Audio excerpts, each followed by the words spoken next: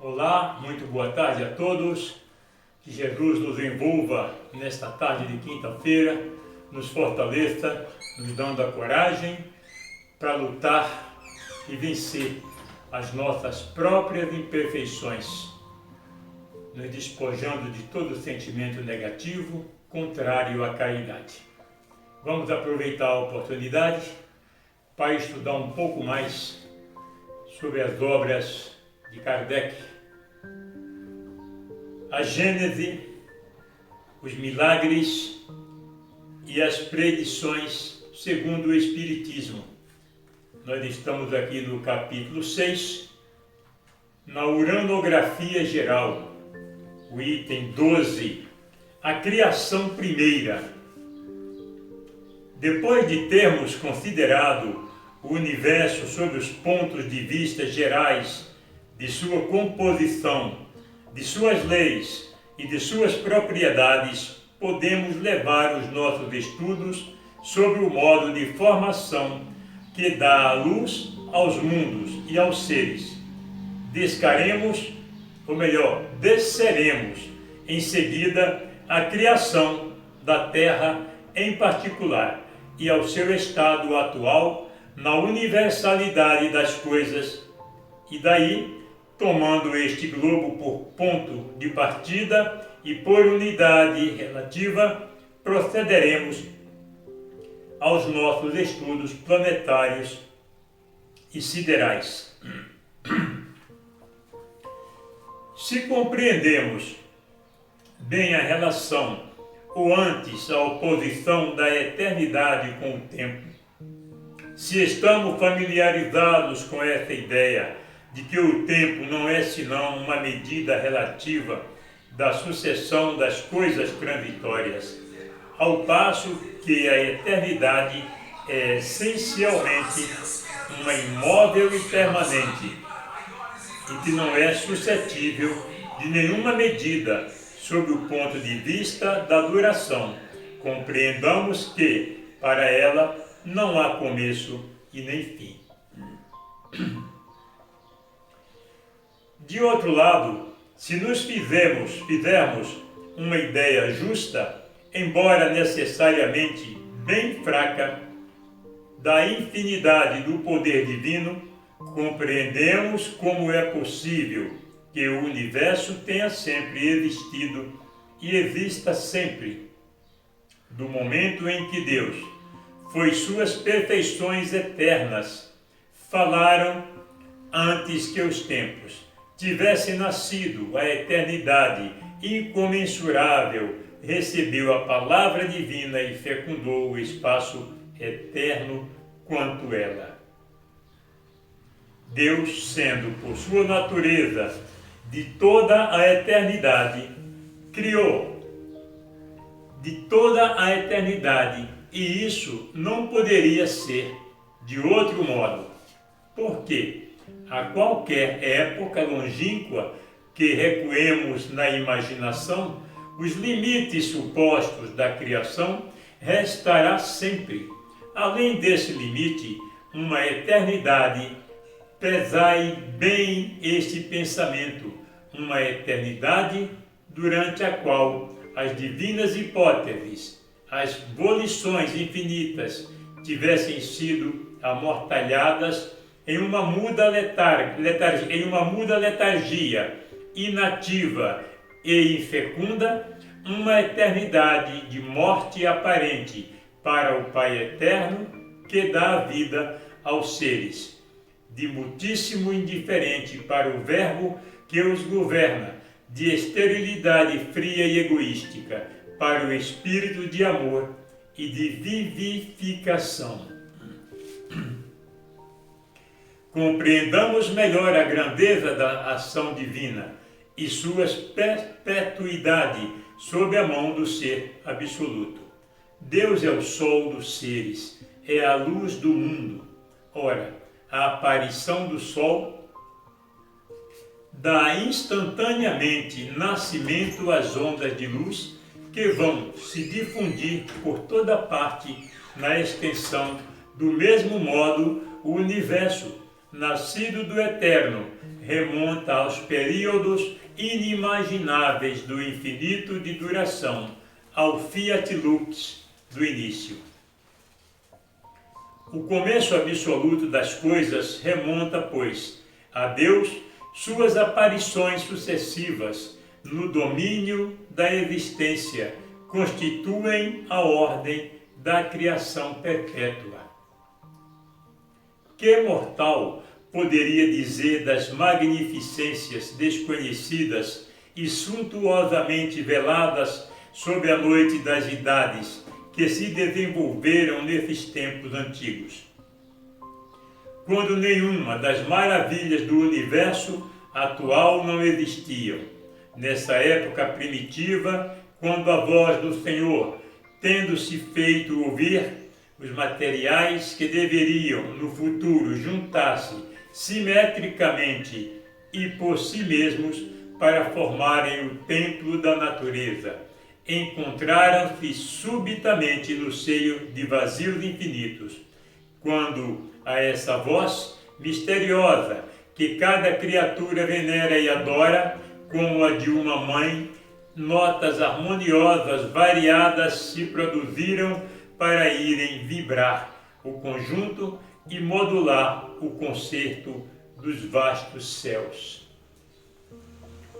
O mundo no seu berço não foi estabelecido na sua virilidade e na sua plenitude de vida. Não, o poder criador não se contradiz nunca e, como todas as coisas, o universo nasceu criança, revestido das leis mencionadas mais acima, e no impulso inicial inerente à sua própria formação, a matéria cósmica primitiva dá sucessivamente nascimento a turbilhões, a aglomerações desse fluido difuso, a acumulações de matéria nebulosa que se dividiram elas mesmas e se modificaram ao infinito, para darem à luz nas regiões incomensuráveis da extensão diversos centros de criações simultâneas ou sucessivas. Em razão das forças que predominaram sobre um ou sobre outro e das circunstâncias ulteriores que presidiram aos seus desenvolvimentos, esses centros primitivos tornaram-se focos de uma vida especial, uns menos disseminados no espaço e mais ricos em princípios e em forças atuantes. Começaram, desde então, a sua vida astral particular. Os outros, ocupando uma extensão, não aumentaram senão com uma certa lentidão, ou se dividiram de novo em outros centros secundários. Em nos reportando somente a alguns milhões de séculos anteriores à época atual, nossa Terra não existia ainda. Nosso próprio sistema solar não tinha ainda começado as evoluções da vida planetária e, no entanto, já esplêndidos sóis iluminam o éter, já planetas habitados dão a vida e a existência a uma multidão de seres que nos precederam na carreira humana. As produções opulentas de uma natureza desconhecida e os fenômenos maravilhosos do céu desenvolvem sobre outros aspectos os quadros da imensa criação. Que digo, já os esplendores não são mais os que outrora fizeram palpitar o coração de outros mortais sob o pensamento do infinito poder. E nós, pobres pequenos seres que viemos depois de uma eternidade de vida, nos cremos contemporâneos da criação. Ainda uma vez, compreendamos melhor a natureza, saibamos que a eternidade está antes como depois de nós, que o espaço é o teatro de uma sucessão e de uma simultaneidade inimaginável de criações, tais nebulosas que distinguimos com dificuldade nos confins do céu. São aglomerações de sóis em via de formação. Tais outras são vias lácteas de mundos habitados. Outras, enfim, o centro de catástrofes ou de ruína. Saibamos que, do mesmo modo que estamos colocados no meio de uma infinidade de mundos, também estamos no meio de uma dupla infinidade de durações anteriores e ulteriores, que a criação universal não está limitada em nós, e que não podemos aplicar esta palavra à formação isolada de nosso pequeno globo. A criação universal. Depois de termos remontado tanto quanto está na nossa fraqueza até a fonte oculta de onde emanam os mundos, como as gotas de um rio, consideremos a marcha das criações sucessivas e de seus desenvolvimentos seriados.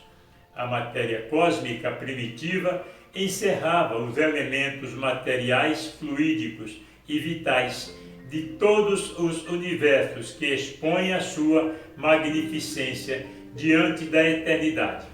Ela é a mãe fecunda de todas as coisas, a primeira avó, e o que é mais, a geratriz eterna. Ela não desapareceu. Essa substância da qual provém as esferas siderais não está morta. Esta força, porque dá ainda incessantemente a luz a novas criações e recebe incessantemente os princípios reconstituídos dos mundos que se apagam do livro eterno. A matéria etérea, mais ou menos rarefeita, que desce nos espaços interplanetários, esse fluido cósmico que preenche o mundo, mais ou menos rarefeito nas regiões imensas, ricas em aglomerações de estrelas, mais ou menos condensado ali onde o céu astral não brilha ainda, mais ou menos modificado por diversas combinações, segundo as localidades da extensão, não é outra senão uma substância primitiva em que residem as forças universais, de onde a natureza tirou todas as coisas. Sensacional, né? Esse fluido penetra os corpos como um imenso oceano. É nele que reside o princípio vital que dá nascimento à vida dos seres e a perpétua sobre cada globo, segundo sua condição. Princípio em estado latente, que dorme lá onde a voz de um ser não o chama. Cada criatura mineral, vegetal, animal ou outra, porque há muitos outros reinos naturais, dos quais não supomos a própria existência. Sabe, em virtude desse princípio vital, universal, apropriar-se das condições de sua existência e de sua duração. Aí nós temos a certeza de que o universo ainda não está totalmente pronto, como disse Jesus. Deus, meu Pai, trabalha todos os dias e eu também trabalho. E hoje nós estamos vendo aí a ciência descobrindo a cada momento, a cada instante, novos planetas. Isso quer dizer que todo o universo ainda não está totalmente pronto, como o homem pensa e acha que é. Bom, até pouco tempo, ou até mesmo agora, muitos homens ainda acham que a Terra é o centro do universo, né? Um dia, numa sessão mediúnica, um dos mentores da nossa casa em São Paulo, ele disse o seguinte: vocês acham que a Terra é o centro do universo. Quando vocês falam de mundos, vocês falam somente da Terra. Vou dizer para vocês uma coisa, meus filhos. A Terra é apenas uma pontinha de lápis em um campo de futebol. Aí dá para a gente imaginar o tamanho do universo, né? Se a Terra é apenas um pingo de uma pontinha de um lápis em um campo de futebol, dá para a gente imaginar o universo, não é? Mas vamos em frente. As moléculas dos minerais têm a sua quantidade dessa vida, do mesmo modo que a semente e o embrião, e se agrupam, como no organismo, em figuras simétricas que constituem os indivíduos. Importa muito se compenetrar dessa noção de que a matéria cósmica primitiva estava revestida não somente de leis que asseguraram a estabilidade dos mundos, mas ainda do princípio vital universal que forma as gerações espontâneas sobre cada mundo, à medida que se manifestam as condições da existência sucessiva dos seres, e quando soa a hora da aparição do produto da vida durante o período criador. Assim se efetua a criação universal. É, pois, verdadeiro dizer que, sendo as operações da natureza a expressão da vontade divina, Deus criou sempre, cria sem cessar e criará sempre. Mas até aqui passamos sob silêncio o mundo espiritual, que ele também faz parte da criação e cumpre os seus destinos, segundo as augustas prescrições do Senhor.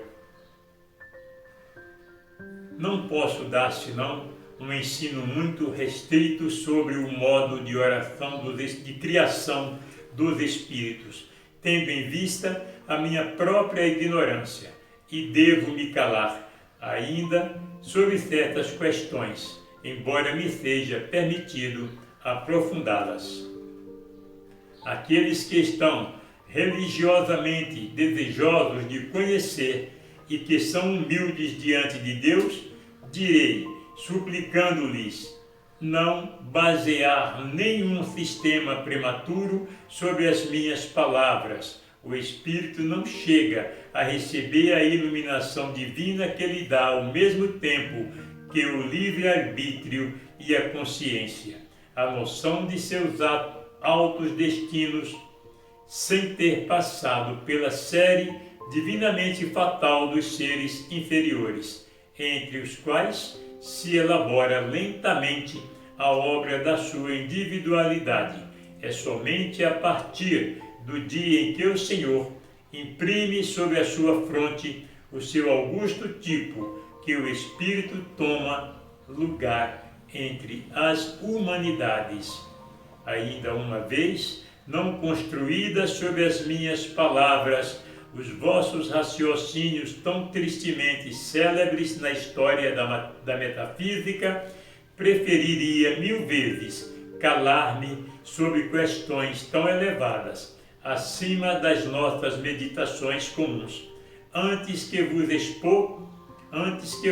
expor a desnaturarem o sentido do meu ensino e a vós mergulhar, por falta minha, nos dédalos inextricáveis do deísmo ou do fatalismo. Vamos parando por aqui e amanhã, se Deus nos permitir e Jesus consentir, nós estudaremos mais um pouco o item 20, os sós e os planetas. Em nome de Deus e em nome de Jesus, prosseguiremos amanhã.